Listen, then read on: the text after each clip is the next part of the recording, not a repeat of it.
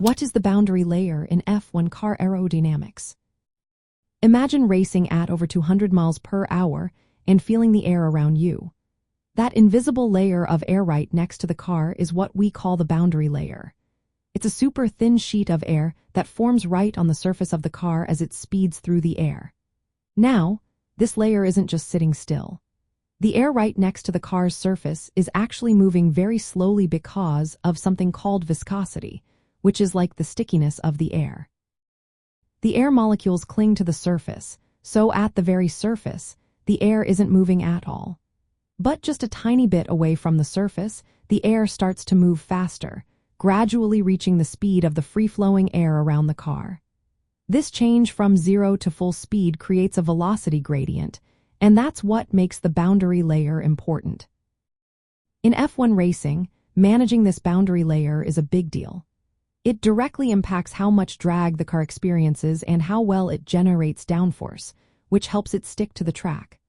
When the boundary layer gets thicker, it causes more energy loss because the air is slowed down more and more as it moves along the surface. This can lead to flow separation, which is when the airflow detaches from the car's surface. Flow separation reduces the downforce and increases drag, making the car slower through corners and on straightaways. That's why teams spend so much time trying to control this layer. To keep the boundary layer in check, F1 engineers use clever tricks.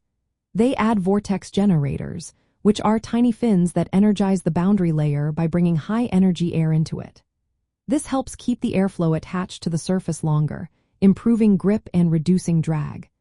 They also design surfaces with slots or channels that control how the boundary layer grows, helping to keep airflow smooth. Some teams use special features like the S-duct, which redirects turbulent, slower-moving air from under the nose of the car to less sensitive areas, reducing aerodynamic losses. Surface treatments inspired by nature, like shark skin or golf ball dimples, are also used to influence the boundary layer and cut down on drag. Understanding and controlling the boundary layer is key in F1. It helps the car slice through the air more efficiently, balancing low drag with high downforce. This balance is what allows F1 cars to reach incredible speeds while maintaining control through tight corners. Every aerodynamic component, from wings to the car floor, interacts with this layer, making it a fundamental part of how F1 cars are designed and improved. Without managing the boundary layer well, a car would struggle to perform at the highest level of racing.